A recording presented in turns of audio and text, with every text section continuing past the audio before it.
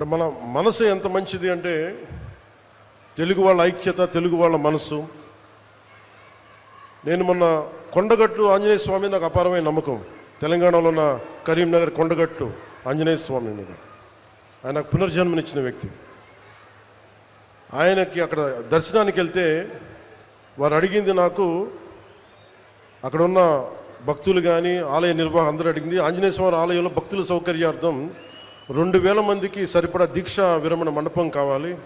అక్కడ దీక్ష విరమించి వాళ్ళు టీటీడీకి వెళ్తారు, తిరుపతి దర్శనానికి వెళ్తారు, మీరు కొంత సహకారం ఇవ్వండి అంటే చాలా వెంటనే తీసుకున్నాను. దానికి వచ్చిన తర్వాత దాన్ని పర్స్యూ చేసిన తర్వాత ఈ రోజున గత 2 రోజుల క్రితం 96 గదుల సత్రం నిర్మాణానికి 35.19 కోట్ల 35 లక్షల వ్యయంతో టీటీడీ బోర్డు ఆమోదం తెలిపింది.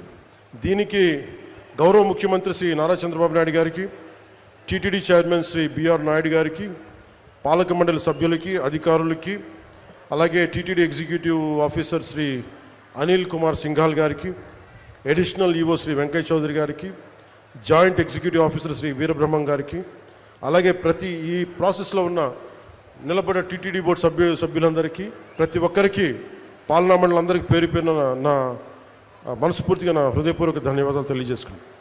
అలాగే తెలంగాణలో ఉన్న భక్తులందరికీ కూడా మీరు దీక్ష విరమణ చేసిన తర్వాత తిరుమలకు వెళ్ళి వెంకటేశ్వర ఆలయం మీ దర్శనం మరింత సౌకర్యార్థంగా ఉండాలని మనస్ఫూర్తిగా కోరుకుంటూ, ఎందుకు అంటే ఇంకొకటి, కొంతమంది సామాజిక మాధ్యమాల్లో ఆంధ్ర డబ్బు మీకెందుకురా అని చెప్పి మాట్లాడుతూ ఉన్నారు.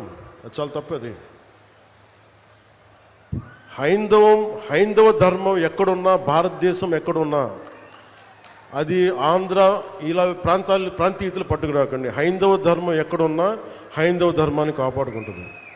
అందుకని దయచేసి ఈ సూడో సెక్యులరిస్ట్ యాటిట్యూడ్ తోటో ఇలాంటి వితండవాదాలతోటి మీరు ఇంకా చెడగొట్టకండి. ప్రాంతాలతోటి, ప్రాంతీయతలతోటి, కులాలతోటి, భాషలతోటి ఇంకా దేశాన్ని నాశనం చేసి కూర్చోబెట్టారు. ఇంక చాలు ఇలాంటి పిచ్చి మాటలను, ఇలాంటి వాదనలు ఆపి కొంచెం కన్స్ట్రక్టివ్గా ఆలోచించండి దయచేసి అందరూ.